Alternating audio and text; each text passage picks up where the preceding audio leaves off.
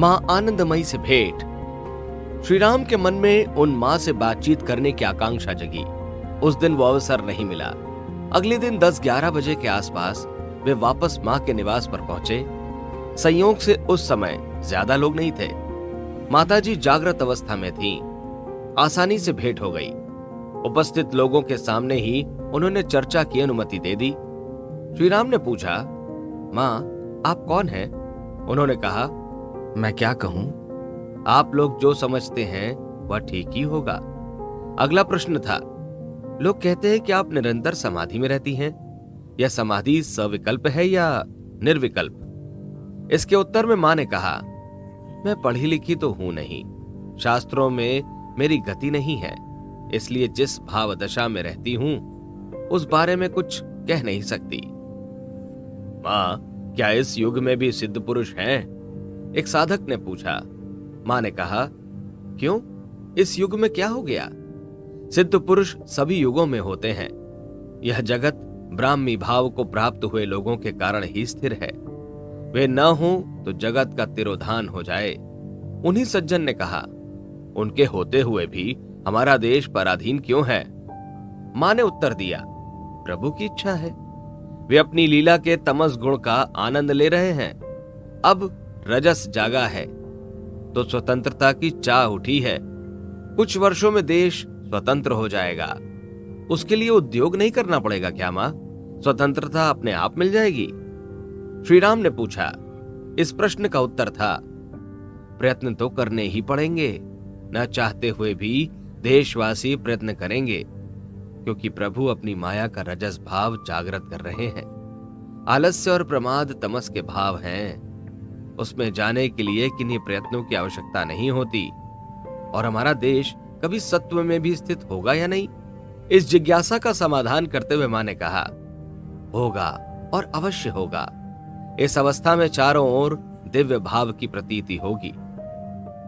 देश अपने गौरव को पुनः प्राप्त कर लेगा, उस गौरव को जिसके लिए भगवान ने चुना है।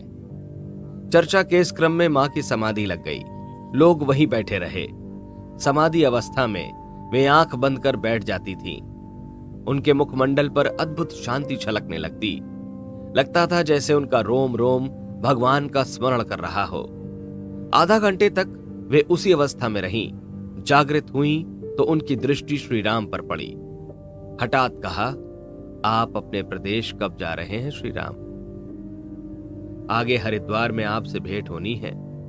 तब आप गंगा तट पर दिव्य भाव की स्थापना कर रहे होंगे। सुनकर श्री राम चकित रह गए। मां, ये क्या कह रही हैं? हरिद्वार के संबंध में मन में कोई संकल्प विकल्प या भाव नहीं है। मां के विस्मय वचन का स्वयं ही समाधान किया। संत महात्माओं की लीला निराली होती है। श्री राम को इस प्रश्न की अपेक्षा नहीं थी। वे सोचने लगे कि क्या उत्तर दें। फिर कहा, 2-3 दिन में ही। उनके काशी में 1 माह रहने के संकल्प में अभी 8-10 दिन बाकी थे। लेकिन श्री राम पिछली शाम से ही सोचने लगे थे कि जल्दी लौट जाएं। काशी हिंदू विश्वविद्यालय आते आते देश काल की स्थितियों के बारे में जो पता लगा, उससे उनका मन आवलखेड़ा वापस जाने के लिए मचलने लगा था। मन में प्रेरणा उठने लगी कि चारों तरफ जब वातावरण गर्मा रहा हो, देश में राष्ट्रीय भावनाओं का उभार आ रहा हो, तो यहाँ तीर्थ सेवन करने का कोई औचित्य नहीं है। मां के सामने उनका निश्चय व्यक्त हो गया। 2 दिन वाराणसी के कुछ और क्षेत्रों की यात्रा की। फिर सारनाथ होते हुए वे वापस आवलखेड़ा आ गए। समय से पहले ही आ गया देख ताई जी चकित हुई। 3 सप्ताह बाद अपने बेटे को देखकर वे हर्ष विभोर हो गई। उन्होंने सिर पर हाथ रखा, पीठ और हाथों को सहलाया और कहा, कुछ खाता पीता नहीं था क्या?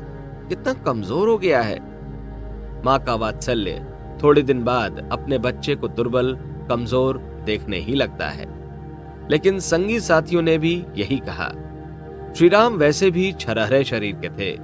दुबले पतले और यदा कदा उन्हें देखकर कुछ भी कहा जा सकता था कि दुबले हो गए या पहले से ठीक ठाक हालत में हैं। साथियों की टिप्पणी में भी चिंता और आत्मभाव दोनों का समावेश था। स्वयंसेवक दल के जो भी साथी आते गए, उन्हें शाम को ही अपने क्रांति कक्ष में आने के लिए कहा। एक एक कर सभी साथी आए। जो नहीं पहुंच पाए उन्हें दूसरे साथियों ने सूचित कर दिया। संध्या समय हवेली में स्थित कार्यालय या कोठरी में सब एकत्रित हो गए। साथियों को लग रहा था कि श्रीराम अपनी काशी यात्रा का विवरण सुनाएंगे। ऐसा कुछ नहीं था। बैठक शुरू होते ही उन्होंने यहां चल रही आंदोलन की गतिविधियों के बारे में पूछा। युवा साथियों ने श्रीराम की अनुपस्थिति में पर्चे बांटे और पोस्टर चिपकाए थे।